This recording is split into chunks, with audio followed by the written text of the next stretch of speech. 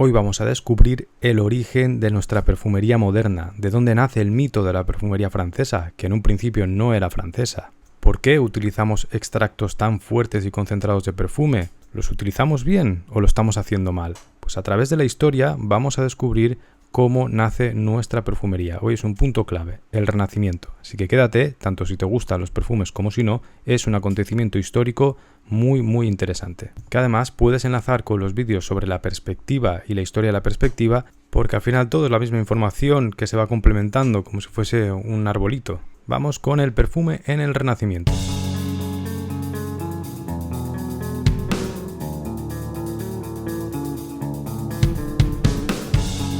Seguimos con la historia del perfume, venimos de la Edad Media, un vídeo que dediqué tanto al perfume como a la higiene durante la Edad Media, a desmitificar todas las creencias populares sobre la higiene en la Edad Media que hemos concebido a través de películas, pero que, como digo allí, corresponden más bien al final de la Edad Media, cuando empiezan a crearse las grandes ciudades, grandes metrópolis que acumulan mucha gente y que, junto a la creencia en el miasma de la medicina hipocrática y el problema de la peste, acabará derivando en el cierre de los baños públicos y otra serie de establecimientos y costumbres relacionadas con la higiene que hasta entonces eran algo normal, ya que la Edad Media, en el fondo, aunque nosotros nos dediquemos a separarlo todo, no deja de ser una continuación de las costumbres romanas, pero en otro contexto espiritual, religioso o civilizatorio.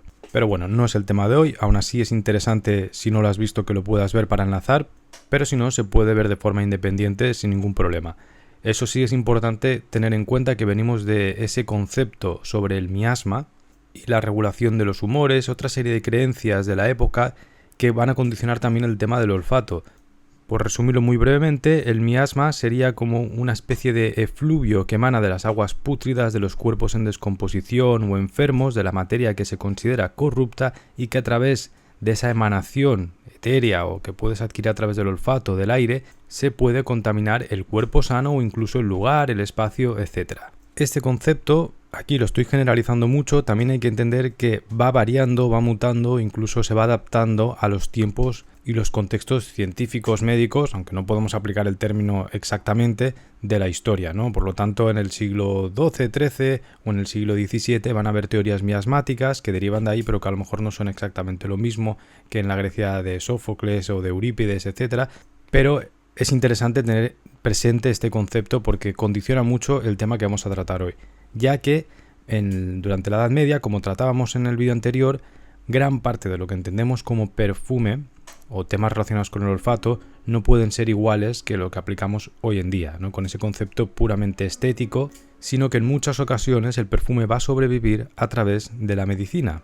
Los remedios, los mejunjes, las fórmulas milagrosas o incluso lo que entenderíamos como medicina en época medieval o renacentista está hecha a base de plantas que en ocasiones son aromáticas y que incluso pueden centrar su remedio o la solución a una enfermedad por la modificación, la combinación de olores. Es así como se popularizaron las pomme d'ambre o pomander, que eran estas bolitas encerradas en un objeto de orfebrería también esférico y que es la conocida la anécdota de cuando Balduino IV de Jerusalén, durante la época de las Cruzadas, le regala una de estas pomander al emperador Barbarroja y a través de un escriba que relata los bienes, los regalos y los lleva a la corte, se hace famoso este objeto que es un perfume al fin y al cabo dentro de las cortes europeas, y a partir de ahí empieza a medrar esta especie de moda y las pomander o las pomme d'ambre cambian el concepto de perfumería porque junto a la creencia de que esos olores fuertes y olorosos gustosos que entienden en esa época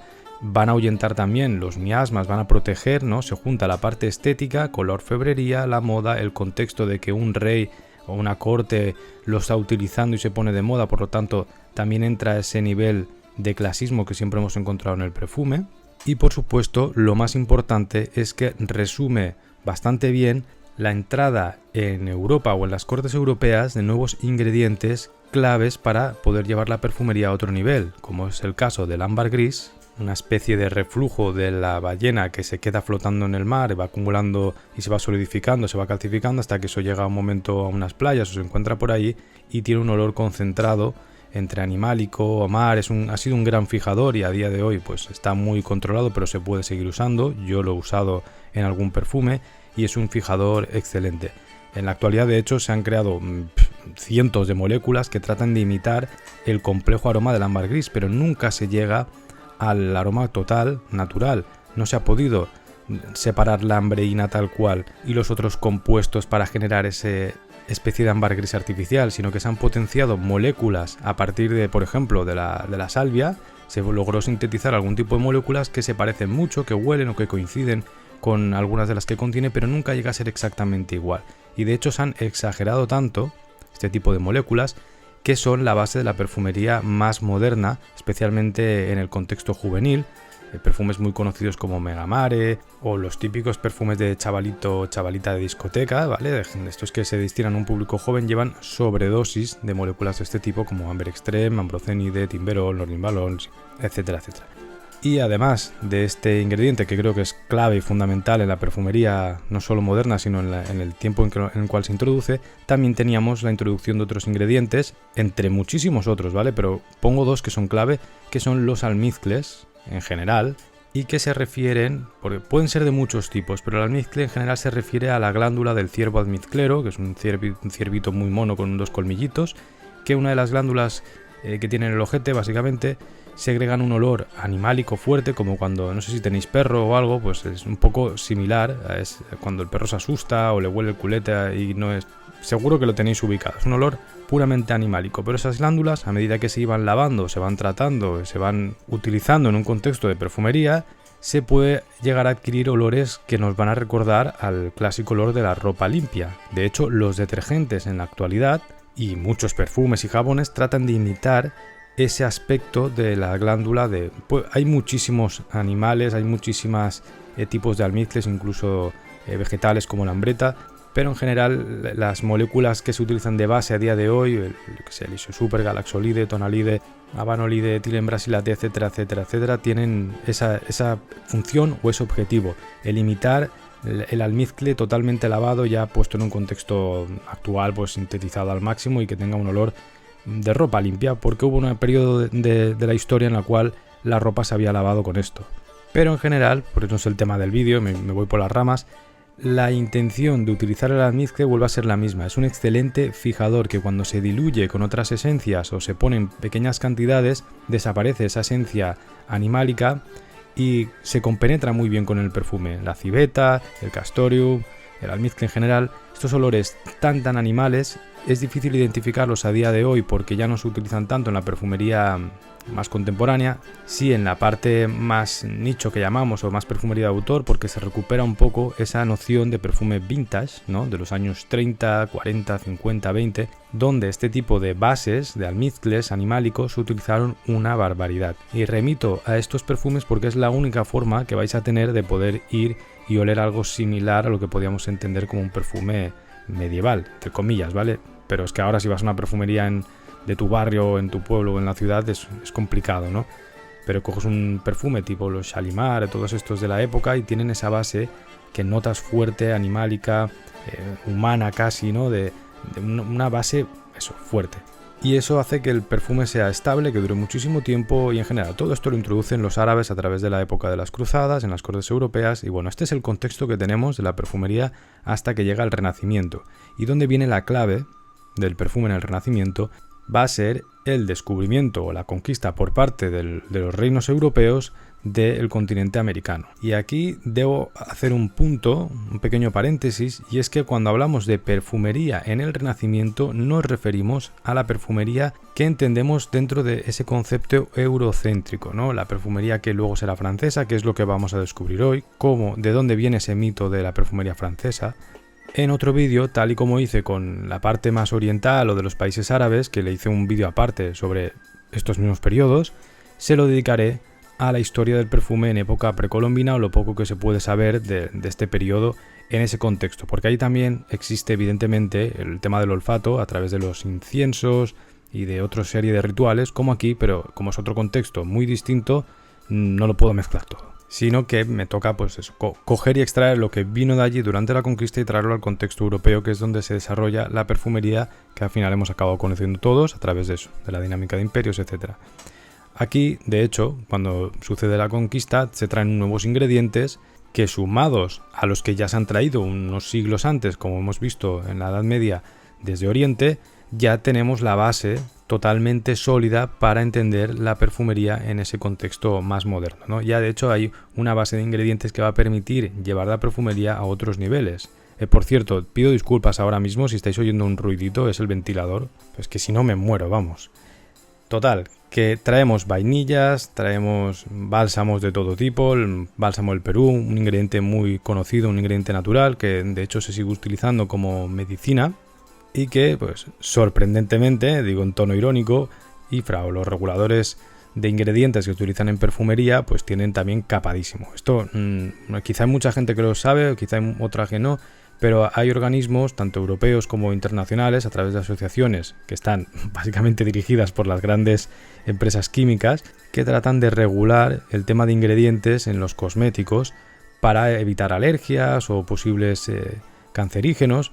Y claro, los ingredientes naturales normalmente son los que más sufren estas restricciones, ya que suelen tener algún alérgeno concreto o algún agente irritante. Por ejemplo, pues el musgo de roble es un caso muy conocido porque se utilizó durante muchísimo tiempo en el siglo XX para crear el famoso perfume Fougère y otra serie de perfumes, pero era altamente irritante. O algunos cítricos, porque con una oxidación de algunas furocumarinas se pueden hacer enrojecimientos en la piel y en general son esta serie de cosas que por una molécula concreta entre las cientos que puede contener un ingrediente natural se suele capar, y sin embargo le puedo echar yo a un perfume pues yo que sé, pues 30 kilos de Galaxolide y no pasa nada, ¿no? Y el Galaxolide quizá de aquí 30 años se demuestra que quizá no es tan bueno, es una molécula del tamaño de un dinosaurio. Entonces, bueno, esto sería otro tema. Pero es uno de los debates que existen en la perfumería actual porque es lo que también impide que a veces se pueda jugar más con el tema de ingredientes naturales o que se pueda hacer pues eso, una reproducción de perfumes más antiguos, porque hay muchos ingredientes que simplemente no son difíciles de poner, no se pueden poner si no es de tapadillo. Y bueno, por eso también hay muchos aromas que nos es difícil ubicar en el contexto actual, además de los precios y de una industria gigante que necesita estandarizar producto, que funciona a nivel masivo produciendo millones de productos. Entonces utilizar ingredientes naturales rompería este concepto de industrialización y de estandarización. Pero bueno, esto sería otro tema, aunque sí que creo que tiene que ver, porque al final cuando queremos evocar un tema como el olfato es difícil si no podemos reproducir los aromas que se utilizaban en aquel momento. Pero en este caso, pues yo que sé, uno muy típico sería la vainilla, que este sí que lo podemos, la vainilla natural, que no huele igual, ojo, no huele igual que la vainilla que todos tenemos en la cabeza, que viene del vainillín y todo esto que viene pues eso, de la industria de los aromas de comida y que es muy dulce, muy plano. La vainilla natural, la que vendría de México en esa época, es más resinosa, huele más como si fuese un árbol, una madera entre agria, dulce. Es muy interesante, es muy interesante. Y aquí meto cuña publicitaria, si alguien quiere olerla bien, en mi perfume Tobacco Macaco lleva un montón de vainilla natural. Pues bien, volviendo al tema, con esta serie de nuevos ingredientes que como los bálsamos se utilizan mucho como fijadores naturales, tienen un olor un poco más neutro, el cacao por ejemplo también, bueno, es que podríamos enumerar una lista gigante. Se van a juntar con los otros ingredientes de la perfumería oriental, que ya está muy consolidada, ya está muy trabajada y estudiada, y se van a mezclar también con lo que entendíamos como perfumería medieval o más europea, que está basada en notas un poco más efímeras, ya que entendemos notas efímeras como moléculas que se evaporan más rápido, como en los cítricos. Esto es muy típico en la perfumería incluso de moléculas o actual, donde los cítricos se evaporan antes que todo lo demás y se dice, no, es que dura muy poco, porque tal. Bueno, pues cítricos, plantas aromáticas como el romero, la lavanda, el hinojo, la salvia, los tomillos, estas típicas plantas mediterráneas se van a juntar con lo oriental y se van a juntar ahora con estos nuevos ingredientes. Y a partir de esta nueva paleta ya podemos construir una perfumería que va a ser, pues eso, extensa, exquisita, y que aunque tiene que ver con la introducción de esos nuevos ingredientes por parte de la conquista, principalmente del Imperio Español, en realidad no se va a desarrollar en España, ya que para quien le guste la historia, el Imperio Español como tal es un pitostio. Tenemos a los reyes católicos que una vez las pichan y ya empieza porque claro, o sea, esto no empieza, uy, que hemos descubierto, venga, pum, traemos cosas y ya se desarrolla, ¿no? Va pasando el tiempo. Con la parte flamenca, germana, que se introduce en la corona española, se producen también una serie de guerras que básicamente se destinan a sostener la idea o el concepto de imperio. Tú tienes un territorio o un tinglado montado tan grande, además en un contexto donde las comunicaciones son más complicadas, que todo el mundo va a querer pues comerte la tostada porque hay un pastel muy grande a repartir. Entonces tú tienes que defender ese pastel porque te crees el gran emperador del universo, y pues entonces hay que trabajar en mantener aquello. En ese trabajo de mantener aquello se van a enriquecer el resto de potencias, ¿no?, que hacen de satélite, ya que también los galeones que traían todas las riquezas del otro continente, para evitar los ataques de los corsarios y de estas otras potencias que también están ahí intentando repartirse el pastel desde Europa, se traían en convoys, no me acuerdo ahora si 1 o 2 veces al año, pero el caso es que no era algo constante, sino que venía una vez al año, había que mantener todas las guerras aquellas que hay montadas a través de Europa, eso es muy caro, y al mismo tiempo hay una corte que está muy expandida, está muy dividido también todo, no es que sea un imperio centrado en un solo lugar, sino como hemos dicho, hay casas que están un poco con intereses separados, ¿no? No hay pues un señor que viene a España a ver qué me ha tocado aquí a repartir como herencia, pero él no es de allí. Eso también genera conflictos que se aumentan mucho más en ese contexto de la época, y lo que acaba pasando, en resumen, es que los banqueros italianos, que en ese momento no es Italia, pero esas ciudades-estado que hay en Italia, como puede ser Génova, Venecia, se van a beneficiar muchísimo de estas circunstancias, ya que van a ser quienes prestan el parné, quienes financian a través del sistema de guerras y de lujos en las otras partes, y luego pues les devuelven a través de la riqueza de las Indias. Pero bueno, esto no es el tema del capítulo, más o menos es para contextualizar el motivo por el cual la perfumería se va a empezar a desarrollar con mucho auge y con mucha potencia en estas ciudades, como por ejemplo pues Venecia. Y no solo por eso, también van a ser ciudades por las cuales va a pasar el comercio tanto oriental como de Indias, van a ser epicentros comerciales y por lo tanto van a recibir muchos de los ingredientes que se necesitarán para desarrollar esa perfumería. Por lo tanto tenemos mucha pasta, lujo, auge y un sitio donde se hace un cruce comercial. Entonces ya lo tenemos todo montado. Luego volveremos a este punto, ¿vale? Porque creo que es bastante importante, pero antes también me gustaría, para no olvidarme, recalcar una característica de este periodo, que va a ser el uso de la perfumería de una forma un tanto distinta. Si en la época medieval, así en nivel muy genérico, lo entendemos como una especie de remedio de perfumar la casa para ahuyentar el miasma, de rociarse uno por encima, de utilizarlo en el contexto del baño, que ya en aquel vídeo lo explico cómo sí que hay una higiene generalmente en época medieval. Y bueno, si tenemos ese contexto un poco más mundano, o en los países orientales también tenemos un contexto que se une a lo religioso, a la costumbre, a los ambientes, incluso a perfumar a los propios invitados, etc. Aquí, en el Renacimiento, ya empezamos a tener esa noción mucho más antropocéntrica, más individualista, ¿no?, a nivel filosófico, y el olor va a empezar a convertirse también en eso. Por lo tanto, el perfume adquiere mayor sentido en ese contexto como una decoración más, una parte de la personalidad, y por lo tanto se comienzan a perfumar prendas, guantes y otra serie de complementos. Esto es más importante para la perfumería incluso actual de lo que puedes creer. De hecho, marcas muy conocidas como puede ser Loewe, aunque no nacen en el Renacimiento, tienen su origen en la fabricación de pieles, de guantes, que estaban perfumados, y posteriormente eso deriva en la perfumería ya como algo más en solitario. Pero a partir de este momento, la industria de la piel, especialmente de los guantes, va a estar muy relacionada con el tema de la perfumería. Esto no solo tiene que ver con, pues, si alguien ha tenido la oportunidad de viajar a países como Marruecos, que es muy típico en Fez, por ejemplo, las curtidurías en el barrio, pues eso huele a, pues imagínate a lo que puede oler, a muerto, ¿no?, literalmente.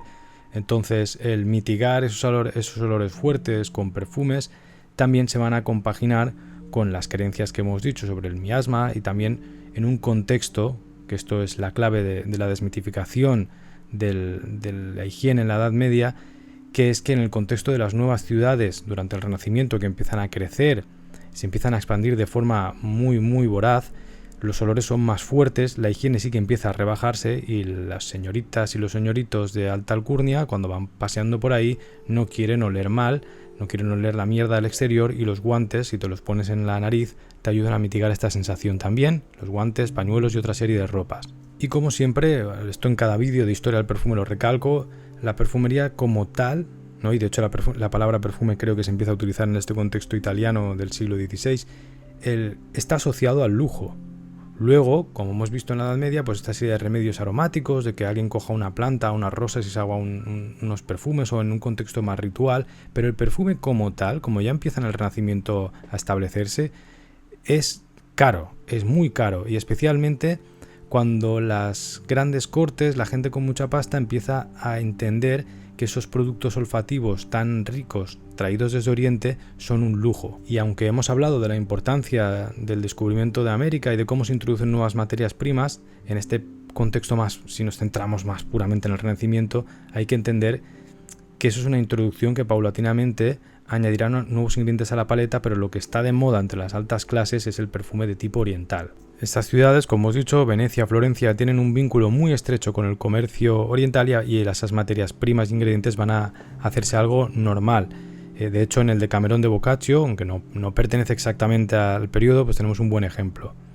Sin permitir que nadie más pusiera mano sobre él, la señora misma lavó a Salabeto con jabón aromatizado, con almizcle y clavo.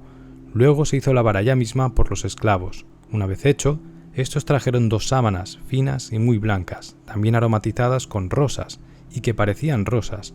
Los esclavos envolvieron a Salabeto en una y a la señora en la otra, y los llevaron en hombros a la cama.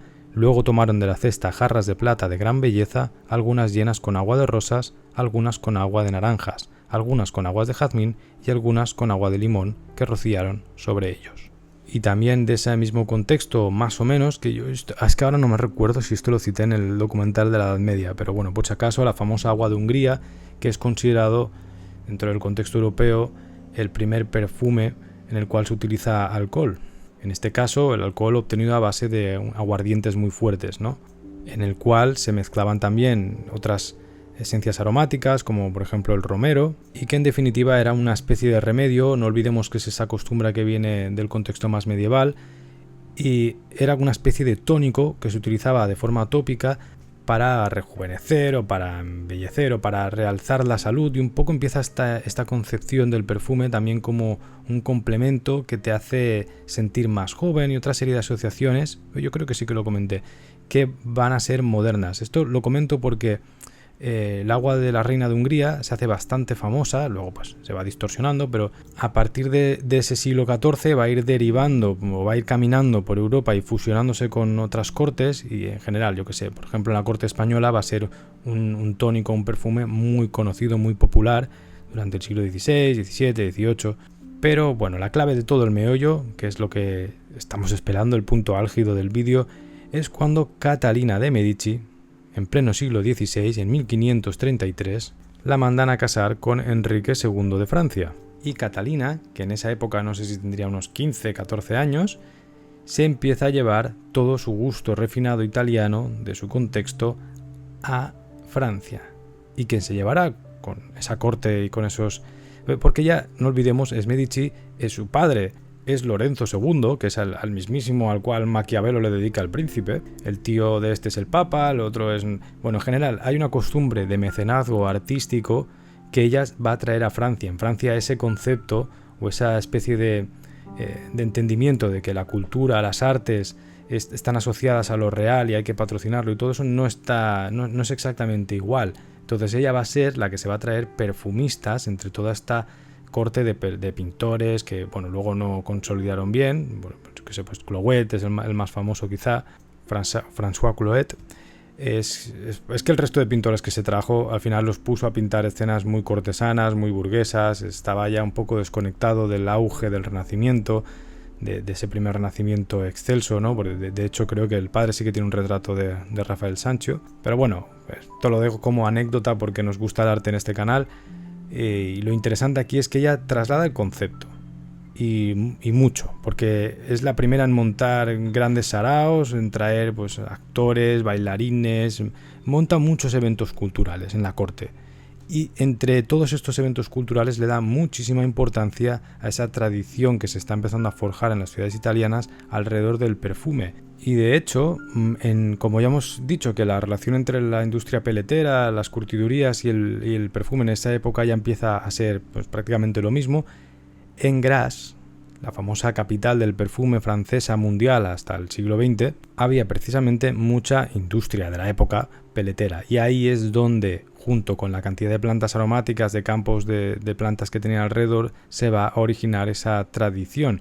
Y de hecho, con Catalina de Medici es donde empieza a establecerse la perfumería moderna a través de Francia. Esto es muy importante porque todo el mundo, cuando alguien dice perfumería y no conoces mucho, dice sí, perfumería francesa, ¿no? De hecho, la perfumería árabe actual vive a expensas de imitar un poco o de seguir la tradición de la perfumería francesa contemporánea. Se basan en ese gusto porque a través de un contexto de cortes o a través de un contexto cultural relacionado con el perfume se establecen unos patrones de gusto que no son los mismos, ¿no? Por ejemplo, para nosotros en ese contexto perfumes muy fuertes, muy animales, muy densos, pues estas cosas están cambiando, pero no eran tan habituales. A la gente, por ejemplo, en España le gusta mucho el aroma más cítrico, más fresco. Y bueno, en general, a partir de este punto empieza esa tradición de la perfumería francesa, que es con Catalina de Medici. Pero en realidad el origen de esa perfumería moderna lo tendríamos en ciudades como Florencia o como Venecia. Pero es que a esto se le va a sumar algo muy importante y es el descubrimiento de la imprenta.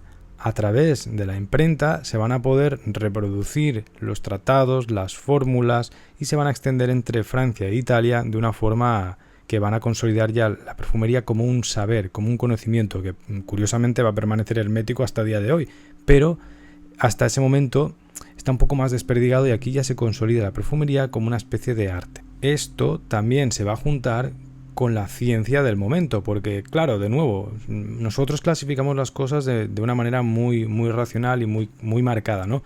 Pero en estos periodos la división entre ciencias, artes, perfumería, química, alquimia, pues es prácticamente nula y las fronteras de estos saberes se difuminan mucho. Por lo tanto, la introducción de materiales como el vidrio durante los procesos de refinamiento de fragancias, las mejoras de materiales que entenderíamos como químicos o de la alquimia, van a juntarse también con la industria del perfume que está floreciendo y va a hacer que la calidad de los materiales, tanto de laboratorio como finales, sea muchísimo mayor. Porque aquí ya el nacimiento de la química como tal, como ciencia, ya es mucho más prominente y claro, pues todo esto afecta. Y si antes hemos citado la conquista de América, también hay que entender el nuevo conocimiento del mundo entero, ¿no? No solo con los viajes de Colón, sino de los viajes de Magallanes, de Vasco da Gama, el mundo se vuelve abarcable. Que esta es la importancia de las ciudades italianas, porque el comercio también pasa por allí y además del cacao, del bálsamo de Tolú, de Perú que hemos comentado antes, de la hoja de tabaco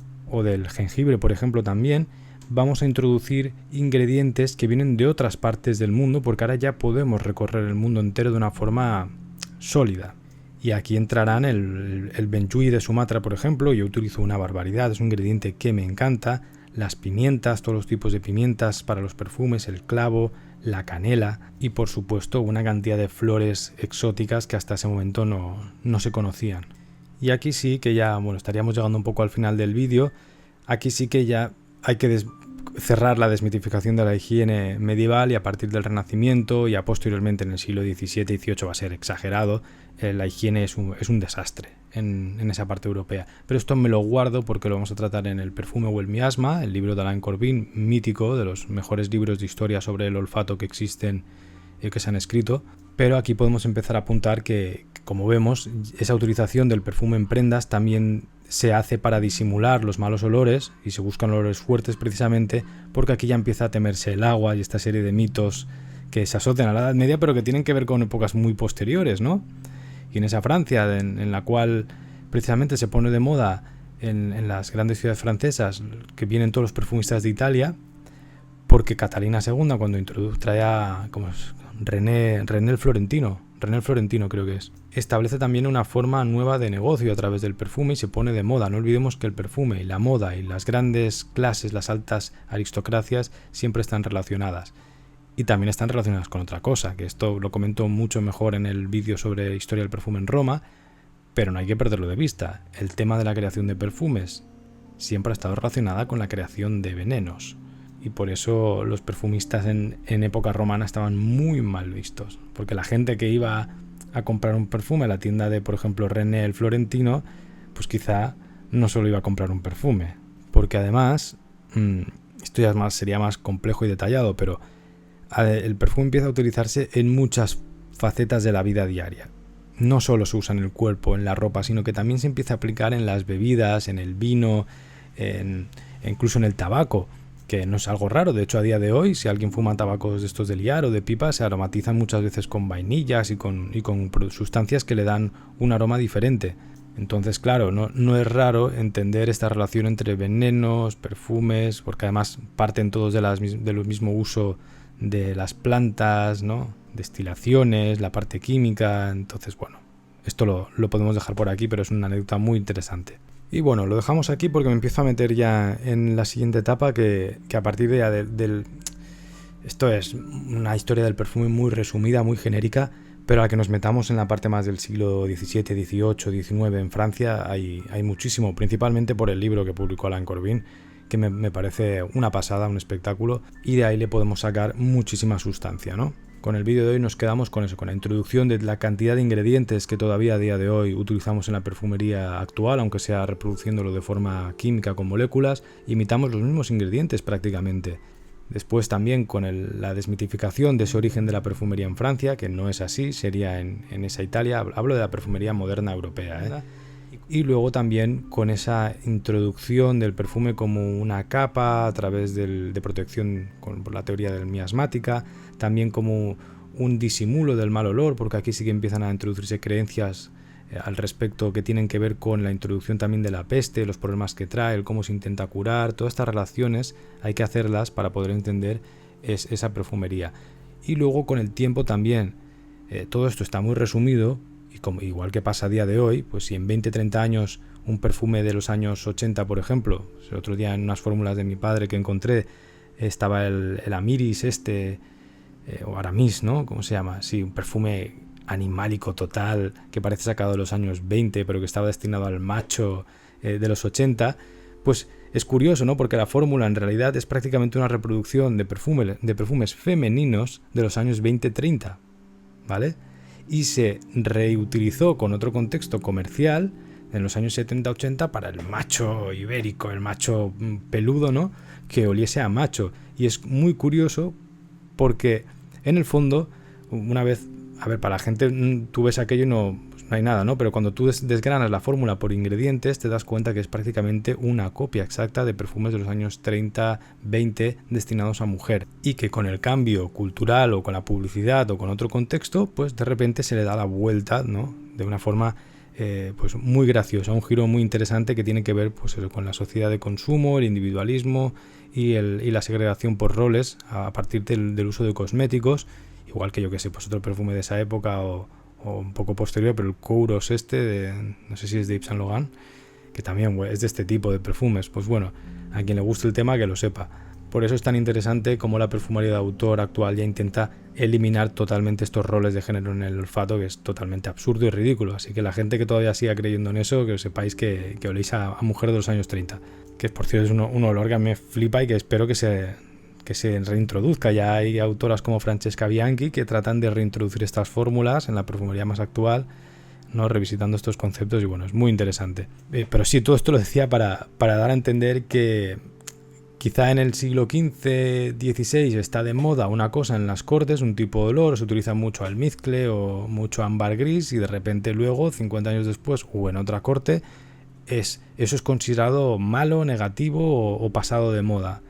Y esto lo veremos mucho mejor en la perfumería ya más del siglo XVIII-XIX, donde se puede apreciar mucho cómo se denosta el almizcle durante un tiempo, cómo luego se recupera, va, viene, y bueno, en general a través de un estudio más profundizado del perfume podríamos extraer muchas conclusiones antropológicas, sociológicas o incluso filosóficas.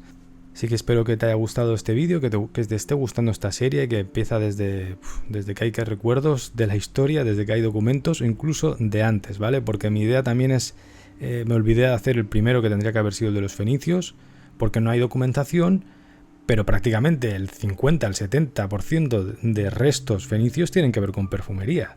Es que es muy grande la cantidad de objetos. El problema a la hora de relatar ese contexto es que no hay escritura. A ver, que siempre lo he dicho, es paradójico porque la palabra biblioteca viene de una ciudad fenicia, de Biblios, y por lo tanto pues entendemos que sí que tendrían una literatura, pero no ha quedado por el papiro que se utilizaba en la época, el pergamino, los materiales en un contexto de humedad no se conservan igual que, por ejemplo, en el Antiguo Egipto, que las condiciones atmosféricas, meteorológicas han permitido que aquello se conserve de forma pues prácticamente eterna.